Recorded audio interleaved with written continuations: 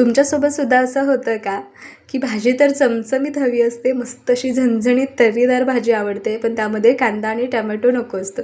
बरं, माझ्यासोबत नेहमी असं होतं. त्यामुळे आज तुम्हाला अशी खास रेसिपी सांगते ज्यामध्ये तुम्हाला कांदा टमॅटो वापरायची गरज नाही, पण भाजी खूप टेस्टी बनवून तयार होते. आज आपण बनवतो आहे मस्त असा बोंबील बटाटा, मस्त असा गावरान पद्धतीने. उन्हाळा चालू आहे असं म्हणतात, जेवण जात नाही, पण ही भाजी जर तुम्ही बनवली ना, एक भाकरी खाणारे ना आरामात 2 भाकरी खातील. त्यासाठी मिक्सरचं भांडे घेतलं, त्यामध्ये 5-6 लसणाच्या पाकळ्या आणि एक छोटंसं सुक्या खोबऱ्याची वाटी घेतली होती, पातळ काप करून यामध्ये घातले. 1 इंच आल्याचा तुकडा यामध्ये बारीक कट करून घातला, मुठभर कोथिंबीर आणि अर्धा चमचा जिरं. सुरुवातीला पाणी न घालता वाटण करायचं आणि त्यानंतर थोडंसं पाणी घालून याचं छानसं असं वाटण तयार करून घेतलेलं आहे.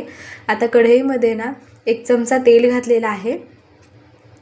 आता यामध्ये सुरुवातीला मी बोंबील स्वच्छ कट करून वगैरे ठेवले होते आणि त्यानंतर थोडंसं ज्वारीचं पीठ घालून हे बोंबील आहे ना मी स्वच्छ धुवून घेतलेले आहेत. आता गॅस हा लहान ठेवायचा आणि मस्त खरपूस हे बोंबील भाजून घ्यायचे. बरं मंडळी, तुम्ही जर आपल्या चॅनलवर आज पहिल्यांदा आला असेल, आणखी आपल्या चॅनलला सबस्क्राईब केले नसेल ना, तर जरूर सबस्क्राईब करा, साईडचं बेल आयकॉन प्रेस करा, जेणेकरून मी जेव्हा जेव्हा रेसिपीज अपलोड करेन त्याचं नोटिफिकेशन तुम्हाला मिळेल, तुम्ही आपल्या रेसिपीज लगेच पाहू शकता.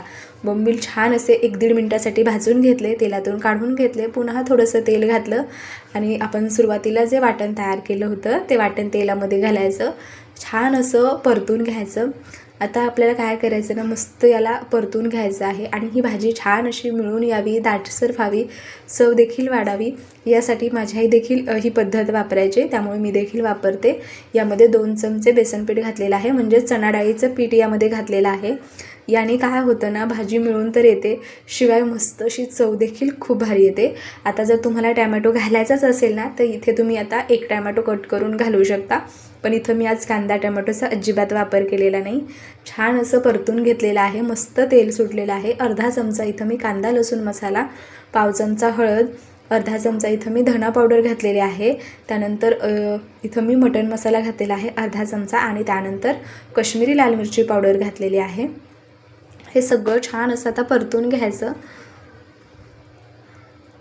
उन्हाळ्यामध्ये ना फारशा भाज्या मिळत नाही, पण बटाटा प्रत्येकाकडे अवेलेबल असतो. अशा वेळेस तुम्ही ही झणझणीत भाजी बनवून खाऊ शकता. आता यामध्ये ना मी थोडंसं पाणी घातलेलं आहे. पाणी घातल्यामुळे काय होईल ना, हा मसाला व्यवस्थित असा परतला जाईल. गॅस हा लहान ठेवायचा आणि यावरती झाकण ठेवून मस्त याला वाफ काढायची तेल सुटेपर्यंत. झाकण ठेवून आपण मसाले ज्यावेळेस परततो ना, त्यावेळेस मसाल्याची चव ही तसून तशी राहते आणि महत्त्वाचं म्हणजे आपला गॅस देखील जास्तीचा वाया जात नाही, हे लक्षात ठेवा. छान असं परतून घेतलं, त्यानंतर यामध्ये चवीनुसार मीठ घालायचं. आता व्यवस्थित याला परतून घेते. बघा किती मस्त तेल सुटलेलं आहे.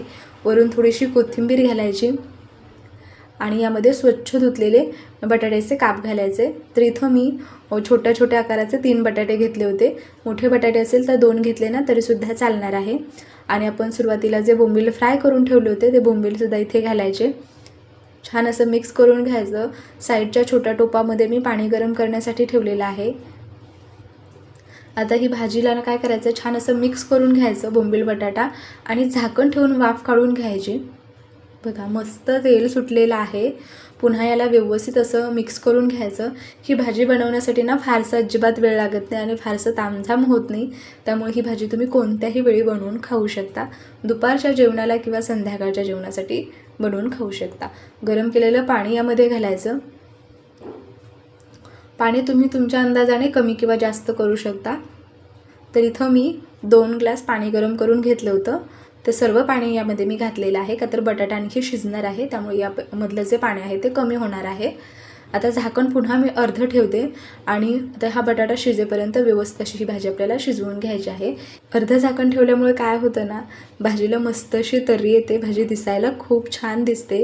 दिसायला छान असली की चवीला देखील खूप छान राहते. तुम्ही बघू शकता मस्त अशी ही भाजी आपली खाण्यासाठी तयार आहे. सगळ्यात आधी आपण पाहूया बटाटा व्यवस्थित असा शिजला आहे का. नसेल शिजला तर पुन्हा अर्धं झाकण ठेवून 2-3 मिनटासाठी ही भाजी शिजवून घ्यायची.